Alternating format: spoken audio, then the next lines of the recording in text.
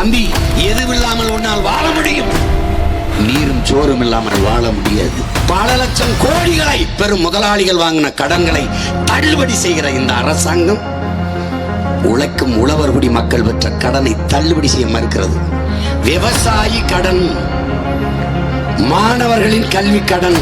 இந்த நாடு நாடா சுடுகாடாடா, தரிசுறது தரிசு. கல்வி என்பது மானுட உரிமை, அதை கொடுக்க வேண்டியது அரசின் கடமை. இதை கொடுக்க மறுப்பது மாபெரும் கொடுமை. அதை போராடி பெறாமல் இருப்பது அறிவிழந்த மடமை. அறிவார்ந்த தமிழ் சமூக தம்பி தங்கைகளே, அறிவு என்பது மானிட உடைமை, அதை கொடுக்க வேண்டியது அரசின் கடமை. திரள்வோம் திரள்வோம், பகை மிரள திரள்வோம், திரள்வோம் திரள்வோம், தீந்தமிழ் இனத்தீரை திருச்சியில் திரள்வோம். February 21 அந்த மாநாடு என்பது மாற்றத்தை விரும்பும் மக்களின் மாநாடு.